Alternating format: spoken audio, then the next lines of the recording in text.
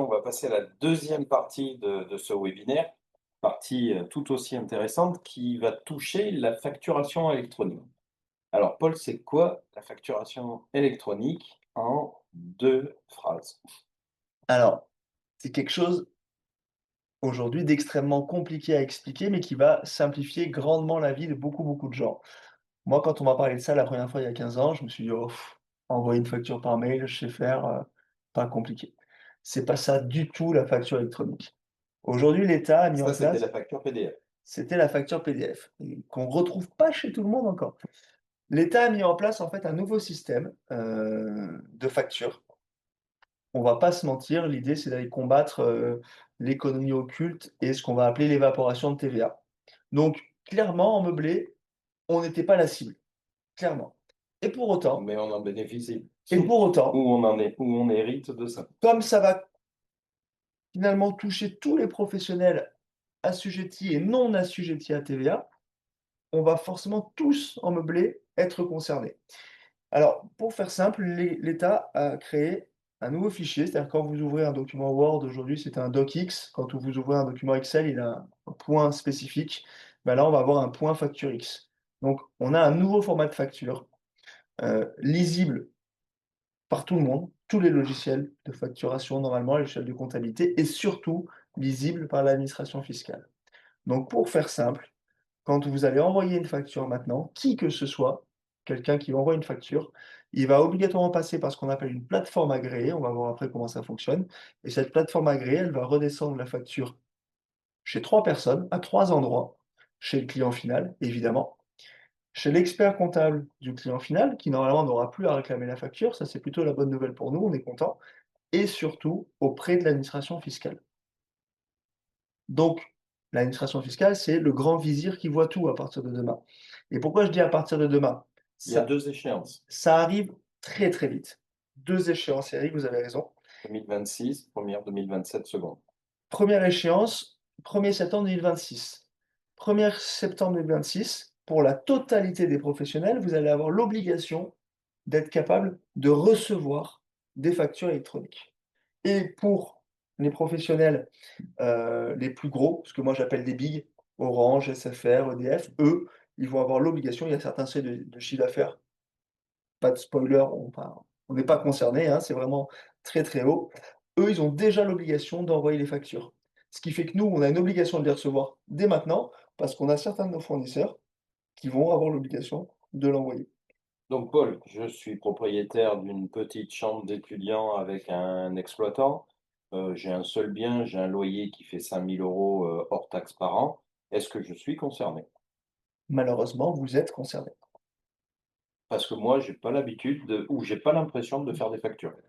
Ouais, mais malheureusement, vous avez un numéro SIRET, vous avez une activité aujourd'hui. Ça, je l'ai souvent oublié. Voilà, et vous avez une activité qui est dite commerciale. Cette location meublée, pourquoi est-ce qu'on ne peut pas faire de location meublée, en société, en SCI, à l'impôt sur le revenu? C'est que la SCI, c'est une société civile, ça doit avoir une activité civile. Le meublé, c'est une activité commerciale et donc c'est pas compatible. C'est pour ça qu'il faut basculer cette SCI à l'impôt société pour être capable de faire du meublé, puisqu'en à l'impôt société, on bascule dans le régime des sociétés commerciales. Donc nous, on a une activité commerciale. On fait du commerce et donc on est soumis à toute cette nouvelle loi sur la facture Mais électronique. moi, je fais jamais de facture, hein. Alors, Dans mon petit coin, c'est je reçois un loyer de mon exploitant, je paye mes charges, c'est tout ce tout que je fais. tout à fait, parce que vous avez beaucoup de chance, vous êtes quelqu'un de chanceux, Eric, et vous avez un exploitant qui aujourd'hui, finalement, réalise tout l'administratif à votre place. Sauf que demain, pour moi, il ne pourra plus le faire. Cet administratif à votre place, c'est pas possible. Il va falloir reprendre la main sur vos factures. Pourquoi?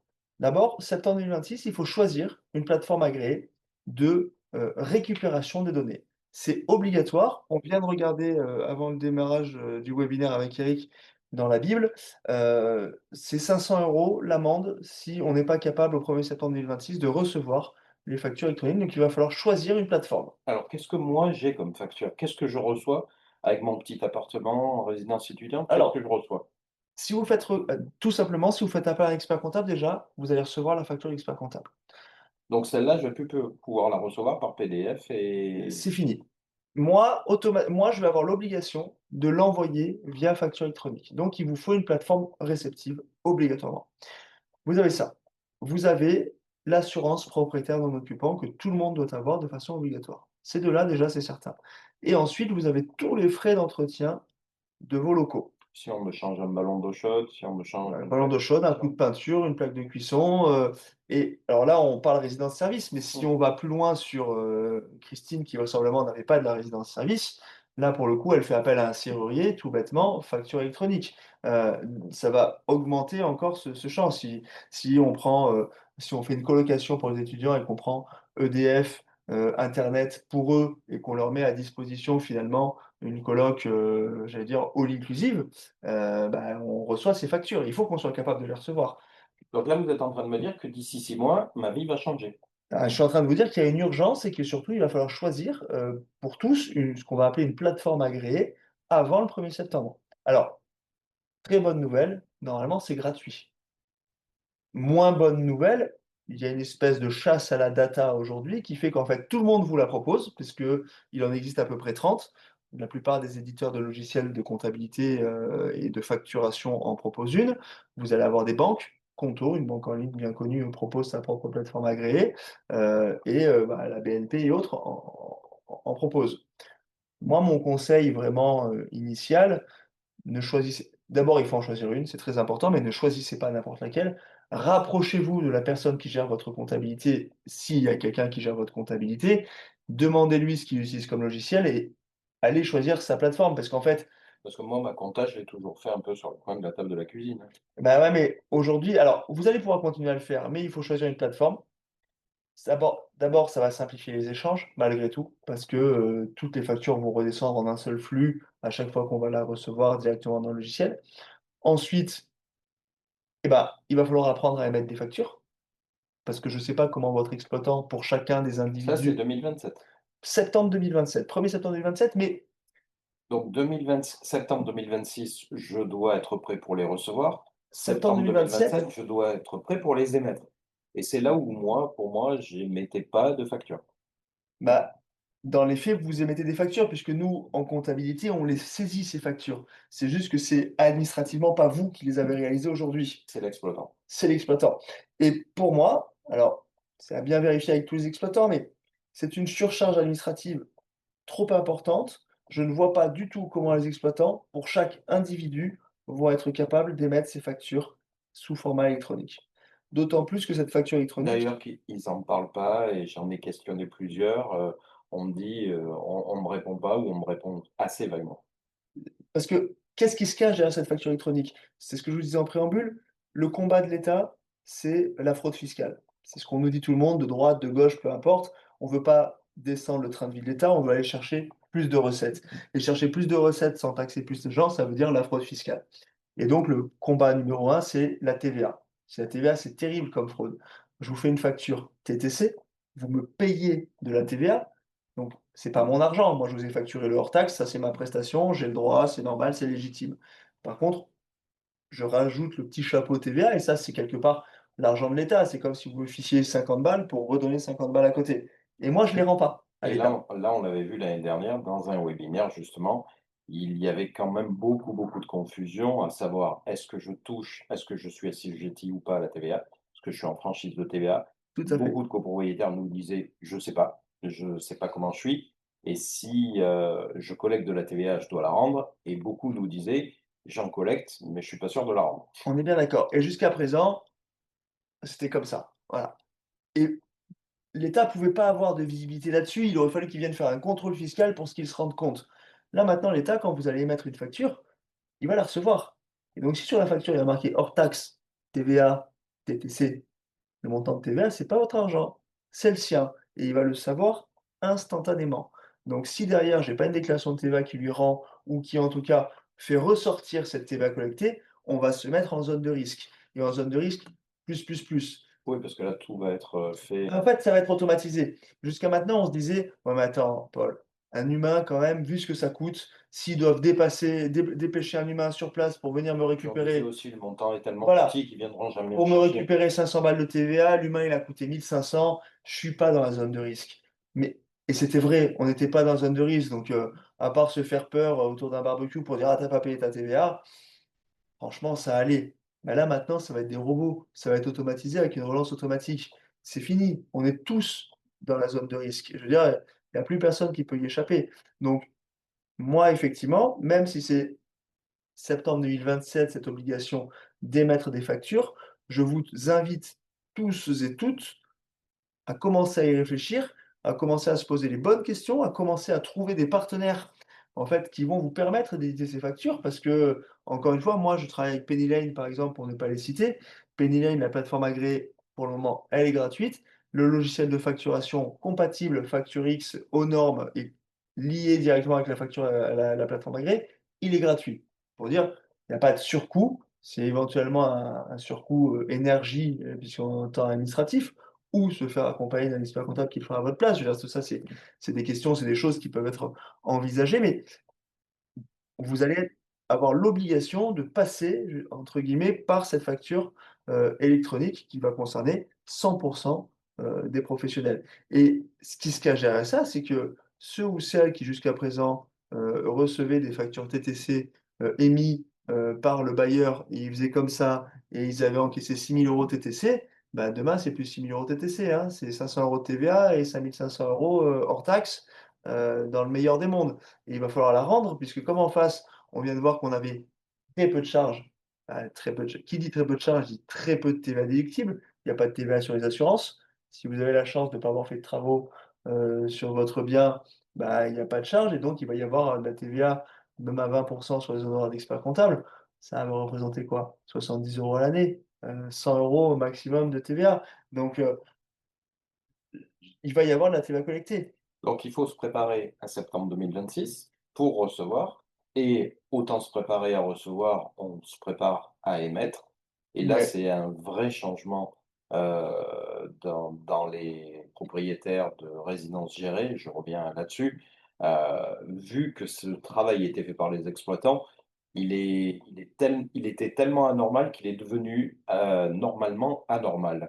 C'est parce qu'on n'avait même plus l'impression de faire des factures. c'est ça. Et moi, pour moi, il faut se préparer dès maintenant, il faut choisir son «partenaire» entre guillemets, mais au-delà de ça, pour tous les gens qui faisaient comme ça avec la TVA, il faut quand même se poser la question de la rentabilité du bien aussi. Parce que celui à qui on va enlever 10 de chiffre d'affaires, de TVA, il va si demain vous touchez vraiment 10 de moins, est-ce que ma rentabilité, c'est la même? Est-ce que c'est acceptable? Est-ce que j'ai envie de garder ce bien? Est-ce que c'est pas l'heure de changer, ou d'arbitrer? C'est quand même toutes ces questions-là qui vont qu'on va être amené à se poser parce que, vraiment j'insiste, jusqu'à présent, on pouvait passer entre les mailles du filet. Et là, ça va être impossible. Pour moi, maintenant, c'est terminé. Alors, encore une fois, on n'était pas du tout la cible. C'est pas pour vous, qui sont en train de faire cette loi. On est quelque part un dommage collatéral. Alors, on est un dommage collatéral parce que jusqu'à présent, c'était du particulier qui faisait de la gestion professionnelle un petit peu, comme ça et que l'État avait dit: «Je Elle regarde pas trop, hein». elle venait là de la confusion. Voilà, On n'avait pas l'impression, d'être, professionnel. On est professionnel d'accord. On est bien d'accord. et le fait que les exploitants prenaient à charge aussi l'émission de la facture, puisqu'on le voit sur les factures émises par les gestionnaires, il est toujours bien précisé, société d'exploitation X émet la facture au nom de monsieur et madame Y. Donc on avait bien une identité, de la personne qui émettait, qui n'était pas en fait Mmh. le professionnel. C'est ça. Pour moi, il va y avoir un petit sujet administratif, mais qui n'est pas lourd et les experts comptables savent très bien accompagner. Enfin, c'est un faux sujet. Par contre, vous allez vous rendre compte que vous êtes un vrai professionnel concerné par toutes ces lois-là et soumis aux mêmes charges. Alors, on en avait déjà parlé, en fin d'année dernière quand on avait fait un webinaire ensemble. Il existe une franchise en base de TVA jusqu'à 37 500 €. Ça peut valoir le coup. Alors, c'est vrai que souvent, ceux qui sont à TVA, la simple et bonne raison d'être à TVA, c'est C'est parce que que nous récupérer les nouveaux. exactement, c'est parce que vous avez récupéré la TVA au moment de l'achat. Mais il y a peut-être un calcul à faire, il y a quand même quelque chose à voir. Si ça fait ceux qui ont le bien depuis plus de 20 ans, puisque c'est de la réversion de TVA par 20e, vous êtes sortis, vous n'êtes pas obligés d'être à TVA. Ceux qui font du meublé, classique, qui sont, pas en résidence service, normalement vous êtes hors champ de TVA, sauf si vous faites du para-hôtelier, bon, ce qui est relativement rare. Donc voilà, il faut faire attention, mais c'est vraiment derrière cette facture électronique, derrière cette complexité administrative qu'on vient rajouter, il y a aussi, bah, qui va perdre quoi, hein, quelque part? Parce qu'il y a pas grand-chose à gagner, hein, on Mmh. va pas se raconter l'histoire. C'est vraiment, de la mise en place administrative, mais attention, les amendes, c'est simple, c'est donc 500 € d'amende si, on n'a pas la plateforme réceptive et après c'est 50 € par facture à partir du moment où on les a pas envoyés, sous format facture X et facture électronique. Donc ça peut chiffrer Et sur la très vite réception aussi? et sur la réception aussi. Donc ça peut chiffrer très vite. Parce qu'on se dit: «Oh bon, mais bon finalement 12 factures à 50 € ça fait quand même déjà 600 balles. Celui qui a 3 appartements, ça fait 1 800 et cetera, et cetera, et cetera. Bon, voilà, il y a pas d'intérêt à se dire, «Je suis pas concerné aujourd'hui». Je pense que c'est un sujet qu'il faut prendre, Donc à bras le corps. en résumé, une grosse, prise de conscience de qui je suis, Mmh. ou qui j'étais déjà puisque j'avais un petit peu oublié mon statut au préalable. 2 gros changements à venir, septembre 2026, septembre 2027. Autant être prêt septembre 2026, autant comprendre aussi ce qui se passe et ce qui va se passer. Et le fonctionnement qu'on va Chaque me fois demander, que je c'est vais ça. recevoir une facture dès septembre 2026, il va falloir que je passe par cette plateforme. Chaque fois que je vais émettre une facture en septembre 2027, il va falloir que je passe par cette plateforme. Si je passe pas, je vais vite me faire rattraper, on peut imaginer ça. Le fonctionnement et l'adaptation du fonctionnement un petit peu biaisé par le biais des exploitants va sûrement s'arrêter. On a des exploitants qui ont 5 000, 6 000 investisseurs, dans leur portefeuille avec les résidences qu'ils gèrent. Je vois mal, 6 000 comptes individuels chez l'exploitant pour aller faire votre déclaration de TVA. Ça En tout semble, en tout cas, ce qui est surprenant, c'est que pour le moment, et personne n'en parle. voilà, L'exploitant n'en le parle pas. sujet est extrêmement opaque chez eux. Ils font comme si ça n'existait pas, alors qu'aujourd'hui, on a même l'ordre des experts comptables qui se payent une pub sur RMC, pour ceux qui écoutent RMC, pour vous dire: «Rapprochez-vous de votre expert comptable parce qu'il y a la facture électronique qui arrive», parce que ça va concerner vraiment tout le monde et pour les gens qui voyagent un petit peu, au Portugal, par exemple, ça concerne même les particuliers. C'est-à-dire que quand ils ont tout le monde a un numéro d'identification fiscale et quand vous achetez une baguette de pain, vous avez le choix ou pas de donner votre numéro d'identification fiscale, même en tant que particulier. Donc nous, on est un pays latin, on traîne un peu, on est scandalisé parce que, Bah, on est fliqué, c'est l'Europe qui avait donné un calendrier par pays. voilà, on est fliqué, c'est scandaleux et cetera. Bon, c'est surtout qu'on aime beaucoup tricher et que là, on pourra moins le faire, hein, on va pas se raconter l'histoire. Donc on y arrive, mais effectivement, on est les derniers parce que l'Italie est déjà passée, le Portugal y est, enfin, pour le pays, j'allais dire, qui est censé être le moteur de l'Europe, en tout cas avec l'Allemagne, là-dessus, on est un peu à la traîne et ça nous fait mal à la tête parce que ça nous change nos habitudes. Mais là, ça y est, c'est-à-dire que c'était un serpent de mer, là, on y arrive, c'est très, très, très concret, hein, c'est septembre 2026, c'est demain, hein, on est en mars la semaine prochaine, donc ça Donc arrive. j'espère que la prise de conscience et l'explication est claire. Je suppose et je subodore que sur cette partie, on va avoir beaucoup, beaucoup de questions. Donc les premières questions que j'ai, c'est: je paye chaque année ma TVA, comment ne plus être assujetti quand on passe les 20 ans? Ah, c'est un courrier. Pour le coup, c'est simplissime. Vous avez un espace normalement, professionnel, donc sur impôts.gouv.pro en ligne pour vos locations meublées, sur lequel vous allez notamment récupérer votre CFE. Là-dessus, il doit y avoir une messagerie et sur la messagerie, normalement, vous faites un bête courrier: «Je sous-signé monsieur X, déclare être propriétaire d'un bien depuis X, avoir payé ma TVA depuis X et donc avoir dépassé 20 ans et ne souhaite plus être assujetti à TVA à partir du 1er janvier 2026 ou 2027 en fonction de quand, puisque ça fait 2 ans qu'on ne dépasse pas les seuils de franchise en base de TVA et donc on souhaite redescendre en franchise en base de TVA. Par contre, attention, il faut que j'informe mon exploitant qu'il me Alors, verse un loyer qui n'était plus un loyer hors taxe, qui n'était plus le loyer TTC. exactement, Donc c'est-à-dire là, on a aussi une remise en question du revenu puisque 100 €, on n'aura plus 100 €, oui, mais si, la personne qui nous a posé la question faisait bien sa déclaration, finalement cet argent était déjà pas dans sa poche. mmh. Il ne faisait que transiter, donc c'était une complexité administrative pour lui, il le rendait à l'État. Là, ça fait plus de 20 ans, il préfère ne plus toucher la TVA et être beaucoup plus apaisé finalement, au niveau administratif. Donc si c'était bien fait, ça ne changerait pas. Celui qui effectivement faisait un petit peu comme ça, il va perdre 10 de rentabilité. On est bien d'accord? Alors j'ai d'autres questions qui s'affichent. Comment choisir sa plateforme? Où la trouver? Et puis une note qui ressemble un peu: «Mon comptable peut-il le faire?» Alors, c'est mes questions préférées. L'idée, pour ceux qui ont un comptable, l'idée, c'est qu'il faut laisser faire votre comptable.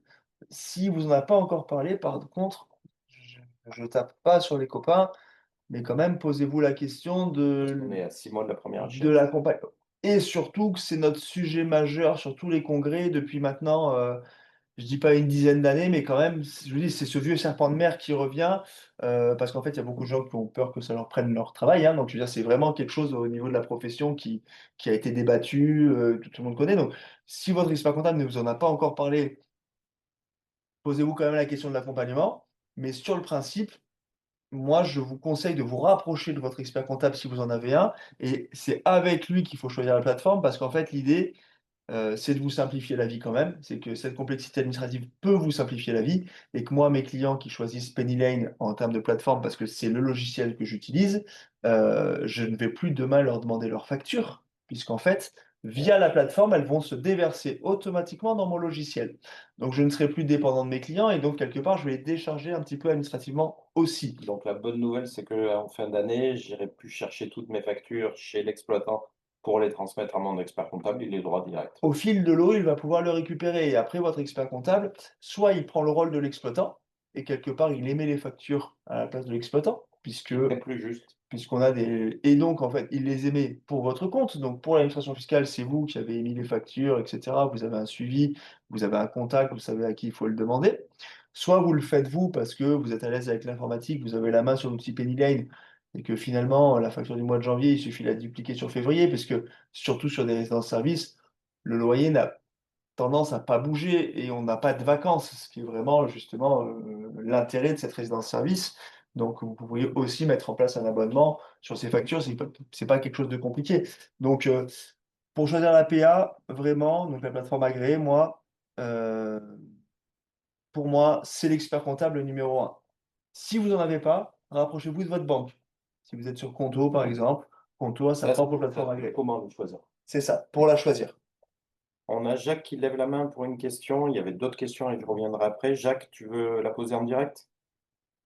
Oui, merci. Je l'ai posé aussi sur le chat, mais alors personnellement, les plus grosses factures entre guillemets que je reçois, ce sont les charges de copropriété. Est-ce qu'elles sont concernées par cette facturation électronique?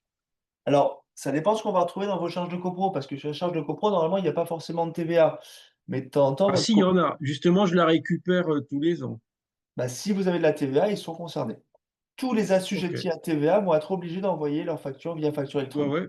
Parce qu'en fait, tous les ans, on fait le calcul de la TVA et puis on la récupère et puis je la perçois, quoi. Parce que dans vos Ok. charges de copro, du coup, vous avez, je dis une bêtise, même de l'entretien d'espaces verts, et cetera, qui est potentiellement sous-traité à d'autres. Donc là, Hors oui, des vous avez de communs. la TVA Oui, sur oui, les communs. j'ai vraiment de la TVA et puis, mais par contre, le syndic ne nous en a pas parlé. Donc, du coup, maintenant, je vais lancer ce sujet-là. Ouais, alors moi j'accompagne des syndics, c'est des gros sujets chez eux aussi, et justement, ils sont en train, eux aussi, de. Moi, j'accompagne le plus gros syndic privé d'Aix-en-Provence et elle me tanne pour passer sur Penny Lane parce que Ouais. si elle a besoin de basculer justement sur des outils modernes en lien avec la facture électronique. Et du coup, c'est bizarre qu'il nous en ait pas parlé, puisque si Ouais. l'obligation est au 1er septembre, ça va venir vite. Beh, c'est pour ça aussi qu'on a fait ce webinaire parce qu'on sentait venir de plus en plus, par des commentaires. On a eu un commentaire, une suggestion pour faire ce webinaire. C'est une information qui a peu été diffusée, et qui est sûrement, peu connue par les copropriétaires de résidences de services ou par les copropriétaires de LMNP en meublé, traditionnel. Mais, c'est un sujet qui a été peu abordé. Les exploitants, j'ai consulté plusieurs exploitants, ils m'ont dit: «Vous inquiétez pas».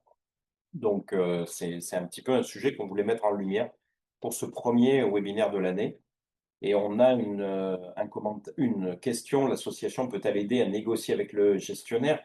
Négocier quoi? Il y a pas grand chose à négocier là. Il faudra voir comment les exploitants se comportent. Est-ce qu'on a d'autres questions?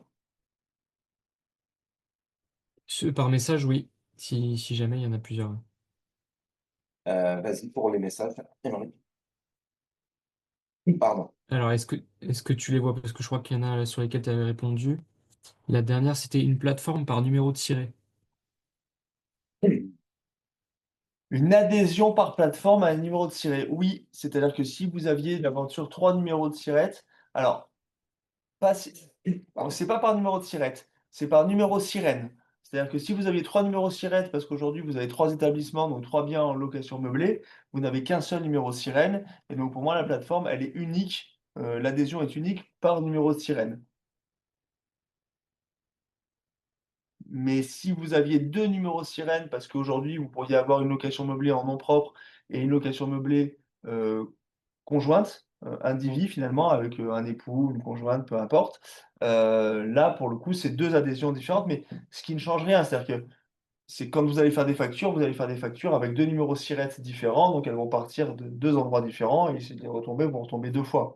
Quand on a, Dans la même plateforme. mais on peut tout à fait avoir la même plateforme. De toute façon, Mmh. nous, Penny Lane, je sais pas, moi, tous mes clients, je les ai déjà fait adhérer parce que pour le coup, c'est ça qui m'étonne toujours quand les gens sont pas au courant, c'est que moi, mon éditeur de logiciel me tanne depuis maintenant au moins 9 mois, puisque justement, c'est une espèce de course à l'armement quand même, hein, chez tout le monde là-dessus, pour que je fasse adhérer, mes clients à cette plateforme et donc moi, j'ai envoyé à tous mes clients un mandat d'adhésion à la plateforme Penny Lane pour la choisir en tant que plateforme réceptive, là-dessus. Donc, voilà, c'est pour ça que, de temps en temps, on est, surpris, que d'autres cabinets d'expertise comptable n'en aient pas parlé. On a un commentaire ou une question de Nathalie. Au-delà de l'aspect e-facturation, ajoutons la question des charges à avancer à notre occupant, à recouvrir après l'AG. Oui. Est-ce que c'est la mort du LMNP? Ça va changer les comportements, mais ça va pas changer. Ça va- Tant que la carotte fiscale à l'MNP est là, pour moi, il ne meurt pas. Si demain je vous dis que, votre amortissement, il n'existe plus, là, vous avez, c'est passez-moi l'expression, toutes les emmerdes et plus le bénéfice, quoi. Donc, pour moi, le LNP ne vit que grâce à la carotte fiscale. C'est-à-dire, aujourd'hui, dites-vous que si moi je fais un investissement demain, alors je ne parle pas de la résidence-service parce que personnellement, j'ai du mal à la trouver sexy de temps en temps et ça me rassure d'acheter en face de chez moi. Je trouve ça plus sain en termes de plus-value future. Si j'achète en face de chez moi en meublé, aujourd'hui, et que le banquier est sympa avec moi, je vais payer mes frais de notaire et le banquier va me financer 100 du bien. Mon locataire va payer à ma place mon bien et si je suis bon, fiscalement, je ne vais pas faire d'avance d'impôt à l'État puisque, je vais réussir à sortir un résultat fiscal à zéro grâce à l'amortissement. Tant qu'on reste sur ce statut-là, pour moi, il est extraordinaire, ils ont jamais rien fait de mieux Mm. et au bout de 30 ans, je revends exonéré de plus-value ou je donne ça à mon gamin ou je le revends avant, mais même si je le revends avant et que je me retrouve à payer des impôts, je paye des impôts au moment où je touche le cash. Parce que s'il faut pas oublier, c'est que quand on fait du revenu foncier classique, outre le LMNP, souvent on a quand même un emprunt. Donc on a un revenu foncier sur le papier, mais en réalité, on n'a pas la trésorerie. La trésorerie a servi à rembourser un emprunt. Donc l'impôt qu'on paye, quelque part, c'est du manque, que vous êtes allé chercher sur votre reste à vivre personnel. Donc pour moi, non, le meublé ne va pas mourir. Tant qu'on a ça, Tant qu'on a l'amorce. le meublé ne va pas mourir. Et s'ils enlèvent l'amortissement, s'ils sont pas complètement stupides, ils ne l'enlèveront pas de la résidence-service. Sinon, ils me la c'est terminé, ça ne peut plus exister, le modèle économique est complètement mort. Donc ils ne l'enlèveront pas de la résidence-service, je pense. On avait un petit commentaire sur la question tout à l'heure sur la plateforme par numéro de sirène. Ma femme travaille en libéral soignant non assujetti à la TVA, mais elle est obligée à prendre une plateforme. C'est Oui, sur la réception. c'est sur la réception. C'est sur la réception, tout à fait. Les infirmiers, typiquement infirmiers, kinés, tout ce qui est profession médicale non assujetti à TVA. Par contre, moi, je vais leur envoyer une facture, il va bien falloir qu'ils puissent la réceptionner. Est-ce que nous avons d'autres questions?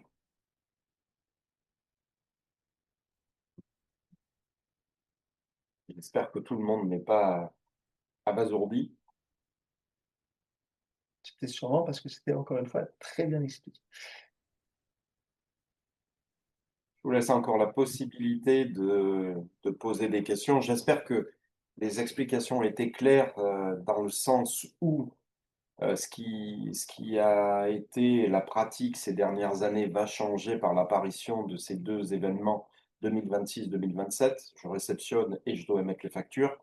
Il y avait quand même autour de la résidence gérée du LMNP des choses qui étaient un petit peu anormales, qui vont se remettre un petit peu dans le cadre. Je le disais souvent l'année dernière lors de Zoom, de réunions, que est-ce qu'on aurait imaginé si on était propriétaire et qu'on louait à un locataire, que ce soit notre locataire qui fasse sa propre quittance de loyer?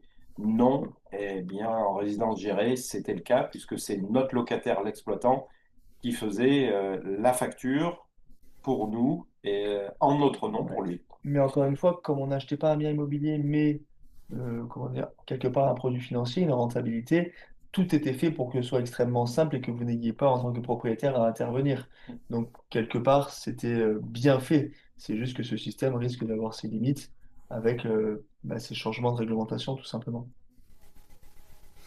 Moi, j'aurais une question par rapport à ce que vous venez de dire là. Le fait que les factures soient nécessairement enregistrées sur une plateforme, est-ce que cela veut dire que, par exemple, pour le syndic qui gère nos logements, on n'aura plus besoin d'aller sur leur site à eux pour consulter tous nos documents comptables? Eh ben, normalement, c'est l'idée, c'est-à-dire que eux aussi vont être soumis à l'obligation, et donc normalement, vous allez recevoir, alors la personne qui reçoit la facture va la recevoir via la plateforme agréée. Tout à fait. Ils sont- Attention, sur l'extranet du syndic, il n'y a pas que des factures, il y a tous les documents de la les règlements de copropriété, copro, toutes ces choses-là. il y a les décisions d'assemblée générale, donc l'extranet du syndic ne disparaîtra pas. Par contre, la facture passera par une autre plateforme. C'est ça. Normalement, ils n'auront plus l'obligation de vous envoyer vers l'extranet pour récupérer la facture. Merci. Alors, on a un commentaire encore sur l'aspect un peu déprimant de ce qui arrive.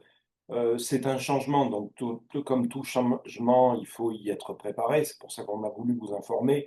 Je pense pas que ça soit insurmontable comme transformation non plus, Paul. Non, c'est pas insurmontable. C'est-à-dire que quand on fait l'addition de tout ce qu'on a dit quand même, quand je comprends l'aspect déprimant, parce Oui, que ça grignote d'année en année. ben, je combats la question préférée des gens qui s'installent dans mon bureau, qui est comment créer une entreprise ailleurs qu'en France, régulièrement. Et c'est vrai que bah, là, finalement, encore une fois, c'est ce qu'on dit au début, celui qui a fait le choix d'être en micro, finalement, il peut plus être en micro. Il voit la CSG prendre 1,4 points, sans garantie que l'année prochaine, elle ne reprenne pas 1,4 points. On lui dit qu'il va y avoir une complexité administrative au milieu. Peut-être qu'on n'avait pas fait tout ça pour ça, quoi. Euh, il n'en demeure pas moins que si c'est bien fait, ça va quand même être un gain de temps parce que bah, finalement, on n'a plus les paperasses à donner à l'expert comptable, que bah, il y a des gens qui sont capables de vous accompagner extrêmement bien sur ces choses-là et que ça ne devrait pas vous coûter les yeux de la tête, il n'y a pas de raison. Donc bah, la France est un pays qui aujourd'hui ne se porte pas extrêmement bien, qui essaye de sauver, encore une fois, sans faire de politique, un modèle économique et social pas si évident que ça, parce que moi qui travaille beaucoup là pour faire justement pour écrire des articles, bah, il était fait pour 5 actifs pour un passif et on est à 1,7 actifs pour un passif. Donc en fait, il y a pas mathématiquement, il n'y a pas des milliards de solutions. Soit on réduit la part des passifs, quels qu'ils soient, hein, retraités, chômeurs, RSA, sécurité sociale, soit on augmente les cotisations. Euh, voilà, on est sur un entre-deux aujourd'hui, encore une fois, mais donc oui, tout augmente et nos charges augmentent. C'est pour essayer de sauver le modèle qu'on a. Donc, est-ce que c'est réjouissant? Je ne sais pas. Est-ce que ça fait peur un petit peu? Mais on n'a pas beaucoup de choix. Aujourd'hui, on n'a pas beaucoup de choix. On n'a pas beaucoup de choix. Et ce qu'on peut rappeler aussi, c'est que l'association, maintenant, depuis 10 ans, vous a toujours accompagné dans les changements et les cycles de vos différents investissements en résidence gérée. On sera là pour vous accompagner dans ce changement. N'hésitez pas à poser vos questions après ce webinaire. N'hésitez pas à m'envoyer des messages. N'hésitez pas à m'appeler aussi. On essaiera de vous guider et répondre à vos questions pour que ce changement se passe le mieux pour vous. Ouais, moi je pense que comme tout changement, pour ceux qui n'ont pas peur, ça peut être des vraies opportunités. Parce que, par exemple, typiquement, bêtement, moi, j'arrête pas de dire: «Ah, moi, je vendrais en résidence-service», puisqu'aujourd'hui, finalement, je peux pas vraiment le léguer à mes enfants, je peux pas m'en servir si mon gamin veut aller à l'école et cetera. OK, je vendrai. Bon, donc il y a plein de gens qui vont adhérer à ce que je dis. Puis il y en a d'autres, des petits malins qui vont rester là et qui vont dire: «Bon, bah, Il y en attends, a beaucoup qui vendent, moi je veux acheter. en fait, moi, si j'achète à moitié du prix que ce qu'il a acheté lui à l'époque, le truc, je vais me retrouver avec 5, 6, 7 de rentabilité et à ce prix-là, bah, moi, je veux bien prendre le risque de perdre 10 000 balles sur le prix de départ parce qu'avec cette rentabilité acquise sur la durée du bail, ça fait sens pour moi d'y aller». De la même façon, si tout le monde vend sa location meublée demain parce qu'il est plus capable de payer les impôts parce que la loi a changé, bah, celui qui est prêt à acheter avec une SCI à l'IS ou autre, peut-être qu'il va pouvoir bénéficier d'un tassement du prix de l'immobilier et faire une bonne affaire. Donc les changements, ça fait peur, mais dans tout changement, il y a des opportunités pour ceux qui sont là et réactifs et à l'écoute, quoi. Donc après, c'est vrai que en fonction de notre âge, en fonction de l'investissement qu'on avait réalisé pour notre retraite et on se dit: «Ah bah, c'est pas du tout le calcul que j'avais fait pour ma retraite». C'est vrai que ça, c'est très dérangeant et Et puis, il ne qu'on faut pas oublier comment a été, depuis des années vendu ce produit.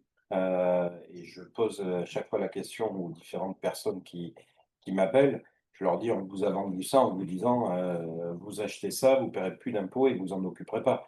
Donc, beaucoup ont pris à l'alerte: «Je m'en occupe pas», d'où la facturation par les exploitants, d'où, mmh. toutes ces dérives. Là, aujourd'hui, il faut un peu reprendre la main sur son investissement. Oui, puis surtout quand on dit reprendre la main, pour moi, j'insiste un peu, c'est même sur le calcul de La gestion, rentabilité, la gestion, parce qu'on parle de calcul de rentabilité, mais votre rentabilité, elle est réelle si au moment où vous sortez, vous récupérez ce que vous avez mis au départ à minima, voire vous avez un peu de plus-value. Si quand vous sortez, on vous explique que votre bien, il vaut 50 de ce que vous l'avez payé au départ, la rentabilité, elle est grignotée. voilà. Et Mmh. c'est vrai que ça, souvent, on n'en a pas conscience. Heu, Moi, le premier, quand je vois les annonces, je me dis: «Ah, c'est pas mal». Bah, c'est pas mal, sauf que si le bien que j'ai payé 100, 9 ans après, je le revends 70 ou 50, peu que j'ai gagné et Mmh. C'est surtout, alors on va pas rentrer dans ce débat-là, mais c'est surtout les carottes fiscales promises, qu'elles soient de l'ordre de la TVA avec la TVA remboursée sur ces investissements ou le gain d'impôt par le Censi-Bouvard, on les retrouve, vous en avez pour certains fait les frais, on les retrouve à la sortie. C'est-à-dire ce qu'on vous a donné d'une main, on va vous le récupérer de l'autre. exactement et encore, j'ai envie de dire et encore, si vous avez bénéficié du Censi-Bouvard, blanc bonnet, bonnet blanc, effectivement, vous avez eu l'impression de gagner, puis là vous perdez, OK. Mais moi, malheureusement, je rencontre des gens qui sont pas imposables Oui. et qui se sont fait vendre ce genre de Mmh. produit. Donc eux, on n'a jamais rien fait du Censi-Bouvard, parce que de toute façon, une réduction d'impôt sur zéro, c'est zéro. Et à la sortie, ils sont quand même perdants. Mmh. Et souvent, ils sont retraités et souvent, ils avaient pas bien compris quand même ce qu'on leur vendait. Donc c'est plus ceux-là qui me chagrinent et pour lesquels je suis inquiet. Les autres, il y aura plein d'opportunités et encore une fois, enfin voilà, ce qui meurt d'un côté, va renaître de l'autre. On a besoin de l'immobilier en France, c'est le moteur numéro un de l'économie. Ils ont lancé le bailleur privé qui est pas folichon pour moi, mais qui a le mérite d'exister. Demain, ça sera peut-être autre chose. Ça va bouger, ça va bouger. Si vous avez encore une question, on donne la parole à une dernière question. Sinon, si tout était clair et qu'il n'y a plus de questions, je vais vous proposer de terminer ce webinaire. Merci Paul pour cette soirée. Bah, avec plaisir. On sera là pour répondre à toutes vos questions après, parce que je pense qu'il y en aura. Donc n'hésitez pas. Je vous souhaite à toutes et à tous une très très belle soirée. Merci pour votre participation. Pour les personnes, bien sûr, qui s'étaient enregistrées, vous aurez le replay dès demain matin. Et n'hésitez pas à revenir sur un sujet passionnant qui est la facturation électronique. À très bientôt. Bonne Merci soirée. à vous en tout cas. Merci. Bonsoir. Bonne soirée. Merci. Merci, au Bonne revoir. soirée. Au revoir.